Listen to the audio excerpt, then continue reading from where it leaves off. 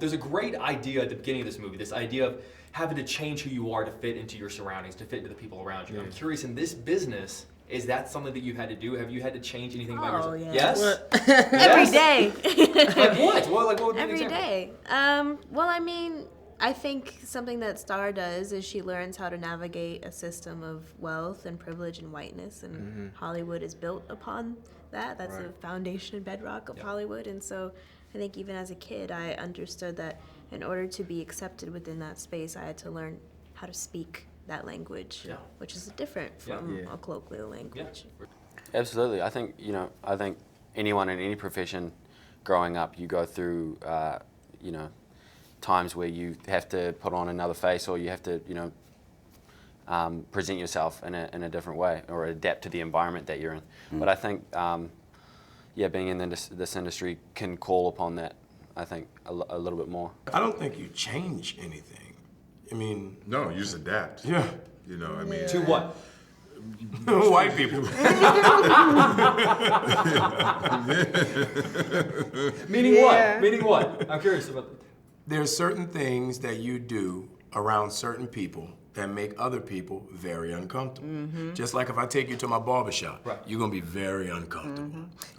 He just said something right now. I'm not gonna repeat it, but he's like, oh, I'm mic'd. There's just certain things that you'd say that are just, culturally because there's that lack of understanding. Yeah. Just like if I'm walking down the street and I see a nightclub and it's 99% white and they're playing rock.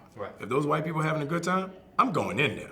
If you walking down the street and you see a club and it's 99% black and they playing hip hop, are you gonna go in there? You know what we're doing tonight? We gonna take a litmus test. I'm newly single. We gonna take a litmus. Me too. We gonna take a litmus test. And I'm gonna take your blue eyes and your blue suit to the hood. I'm not going. I can tell you that. The Canadian hood? I'm not going to either. I ain't going no place. I'm not going to either No club. place like home. I'm clicking my heels 3 times. I'm gonna make sure Russell stays home. I think it's just natural human quality, us as human beings, we adapt to our environment naturally, so that there's that survival instinct, So I don't think, and it's not necessarily a bad thing. Yeah, no. Just being in a new environment, being in a new city, being in a new, on a new set, you just kind of have to adapt to just what's going on around you. So, I do think probably all of us we kind of experienced that in a little bit. It's definitely like how to, and it's kind of rough because at times you think you're selling out, but it's really not. It's just, we were talking about it earlier, it's just becoming all things to all men, honestly. But it's, in Hollywood you definitely have to do it, because I'm definitely different with executives than I am with my family, but I think that's just a normal thing, as long as you're not selling out to yourself and being something that you're not, I think it's fine. And I'm from Brooklyn, so my accent wasn't always celebrated. Like, you'll hear his and think it's so charming, right? Isn't it charming? And but you'll hear Brooklyn, right? I'm like, oh my God. People want to listen, but when you talk like, I'm from Brooklyn, so I had to change it often. And also, it's not even just that, but you're constantly getting told the things that are wrong with you, and things that are the reason why you can't do this is because of something that you can't change. And I think that's such a huge thing that everybody deals with that in a different way, but specifically in this industry, because it's so targeted based on the little insecurities that we already have, So as it is going to be in many cities around the country, I'm a Chicago guy. This movie is going to strike a nerve in Chicago. Right now, as of this recording, we're starting a big trial for a white police officer that killed a young black man. So for cities where this is a very real, raw topic, is now the right time for a movie like this, or do those cities need to heal before seeing a movie like this? Hopefully the movie will provide healing. Right. I think that's the intention of it. It's not a movie that's meant to incite more pain, more violence. I think actually what it does is it places it in a context where you can digest it. And I won't make that assumption for those who've experienced this personally.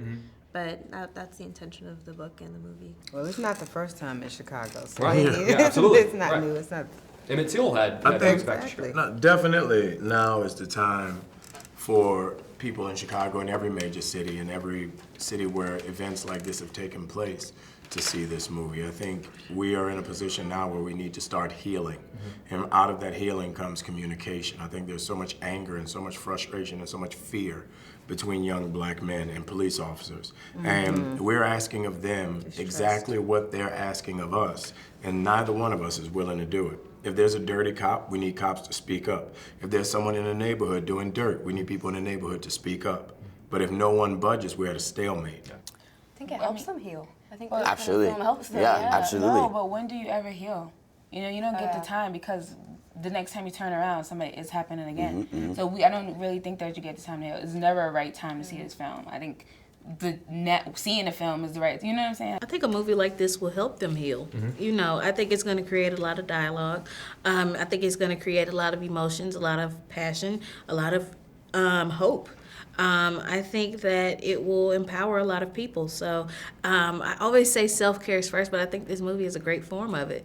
It's cathartic in a lot of ways. So it will hit home in the right places. I think it will bring healing, and I don't think you have to wait in order to, I don't think you have to go through a process of first being healed to see truth. I think that it's a very important time no matter what time this movie comes out. It's just very, it's just a blessing that it's right now in this climate because of everything that we're seeing, and it just sticks right through and it makes a statement and it just stays there. So I don't feel like it has to be a healing process before you see truth.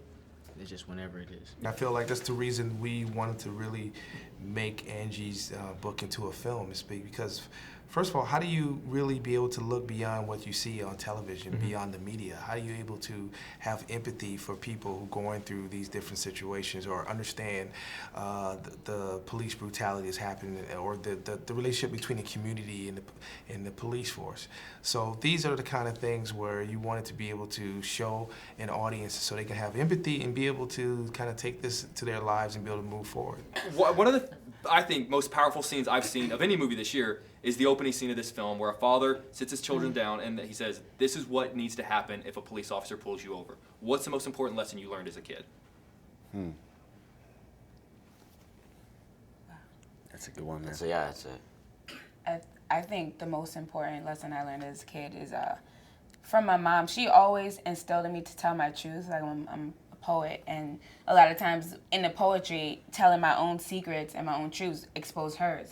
But she never said, "Dom, you can't say that." You know, she always encouraged me, and I think that's why I'm the person an artist I am today because of that. I think that's a huge point too. I think a lot of kids when they're young, like, which is such a huge theme in this film, is like what's instilled in their head when they're young follows them and carries them throughout their life forever, whether they realize it or not.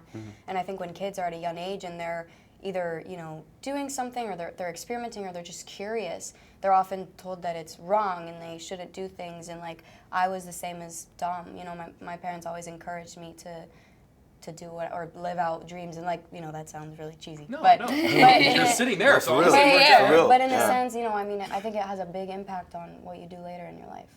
You know, I was talking with some of my friends as we were walking out of the theater last night, and we were talking about what we thought of the movie, and one of the words I used was necessary. Like, this is a movie that we need right now. And then I sort of paused for a minute and went, I hate that this is a movie that is necessary.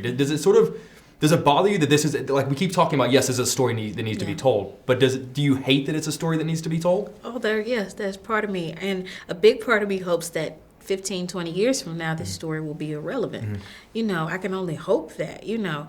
But it's necessary, but also not just because it's something that's happening right now, but this is something that has been going on, and it's a conversation we've been avoiding for so long in so many ways. Social media has forced us to have conversations about police brutality and the way it affects the African American community. We know names because of hashtags. So while the movie is necessary in making us more aware, I also think it's necessary in instilling some hope.